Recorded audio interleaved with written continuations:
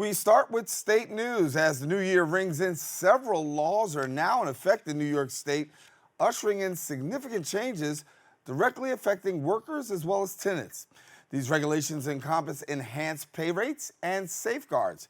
NYCHA residents in particular will now see new provisions in their tenant rights. The Housing Authority is now required to promptly inform residents within 24 hours regarding their safety of their water for cooking or drinking in case of any issues. Notifications will be delivered in writing, as residents are also being encouraged to check their mail for updates. Residents in New York City and Westchester County, as well as Long Island, will soon be seeing a pay increase. The minimum wage in the city has now risen to $16 an hour. The adjustment, part of an ongoing series of changes, as incremental increases are set to take place over the next few years. Employees who do not see an adjustment in their paychecks are strongly encouraged to file a wage complaint with the Department of Labor. Residents in the rest of New York State will remain at $15 an hour. In other news, New York has enacted new legislation tackling the escalating costs of prescription drugs and bolstering the safety of pharmaceutical administration. According to these laws, any hikes in drug prices must now be officially reported to the state via the Department of Financial Services. The legislation also includes an expansion in the availability of injectable medications specifically designed to address mental health and substance use disorders. In line with these changes, pharmacists are now obligated to maintain transparent communications with prescribing physicians, ensuring they're informed about the medications administered to their patients. In immigration news, New York City Mayor Eric Adams is implementing stricter guidelines for buses directed to New York City by Texas Governor Greg Abbott.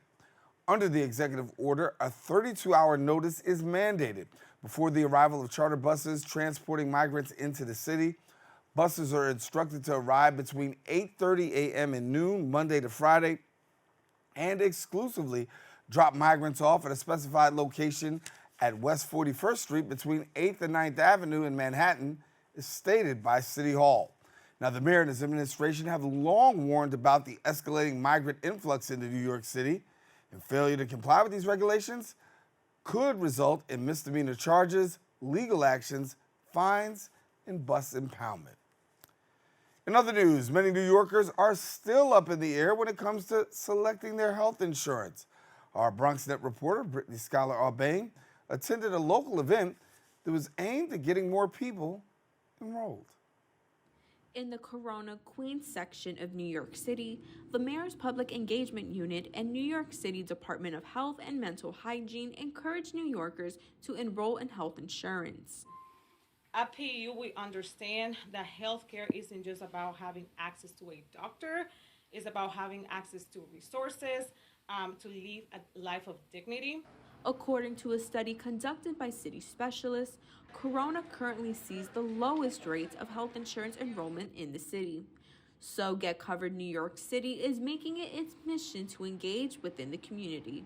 We've recognized that an efficient and robust government doesn't wait for those in need to ask for help and to ask for assistance.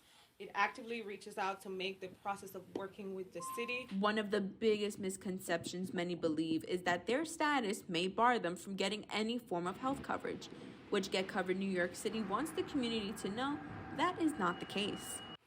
Everyone can be on some form of health insurance plan, regardless of your immigration status and your income level and any other demographic factors.